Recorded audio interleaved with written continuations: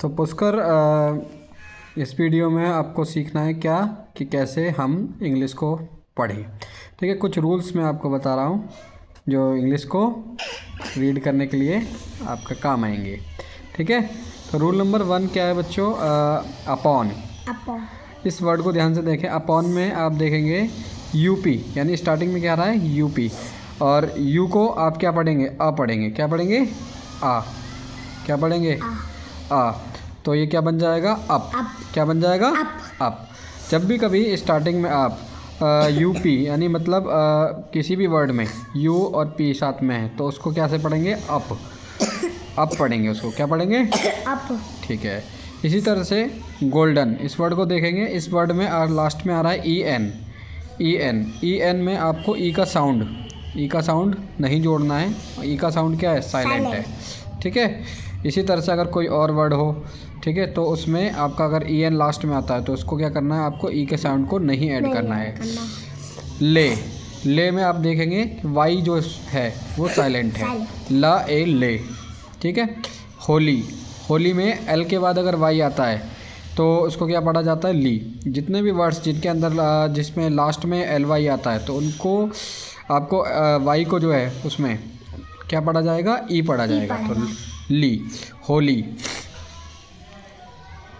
KNOW, इसमें देखेंगे, इसमें के क्या है? साइलेंट है। के को नहीं पढ़ना है। NOW यानी नो।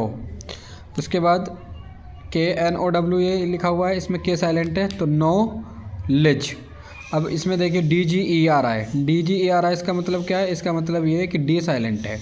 ठीक है, डी का कोई साउंड हमें ऐड नहीं करना है। इसे क्या पढ़ा जाएगा? नॉलेज। अब बात करूँ इस वाले वर्ड की तो इसमें यंग में देखो ध्यान से कि OU आ रहा है यहाँ पर। OU का लेकिन साउंड ऐड नहीं हो रहा है। OU का साउंड क्या है? साइलेंट है। तो क्या बन गया? या अंग, यंग। ठीक है। TH कभी कभी आपको क्या करते हो? कन्फ्यूज़न होती है। TH को कभी था बोलते हो, कभी दा बोलते हो। था और दा दोनों मीनिंग होता है, लेकिन कहीं पर इसका दा यूज़ करते हैं, कहीं था करते हैं। अगर मैं दा की बात करूँ जैसे WITH, विद हो गया। ठीक है। और था कहीं कहीं यूज़ होता है।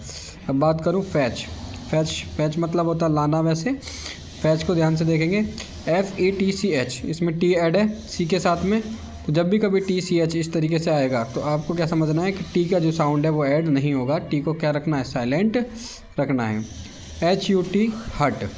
इस वाले वर्ड में देखो यू क्या है? आपका साइलेंट है। HT ये समझ लो हट, हट। या फिर आप ये समझ सकते हो UT को अट पढ़ना है। हट, हट। अब डाउन, इस वर्ड में OW को क्या पढ़ा जाएगा? आउ पढ़ा जाएगा। जब भी कभी इस तरीके के वर्ड्स मिले जिनमें OW का साउंड आता है तो उनको क्या पढ़ना है? आपको आउ करके पढ़ना है। ठीक है। तो ये था आपका कुछ रूल्स जो आपको मैंने बताए रीडिंग करने के लिए। अब बात करता हूँ कुछ वर्ड मीनिंग्स की। आज के जो वर्ड मीनिंग्स हैं वो क्या हैं? लिटिल माने छोटा। HUT, हट माने झोपड़ी। बियॉन्ड माने के अलावा। ले माने लेटना। होली माने पवित्र। डिसिपल माने शिष्य। नो माने जानना। नॉलेज माने ज्ञान। रिलीजियस माने धार्मिक। नियर माने के पास। वैन माने कब या जब। डाउन माने नीचे। सम माने थोड़ा और कुछ। टेक माने लेना। बिगिन माने शुरू करना। ठीक है।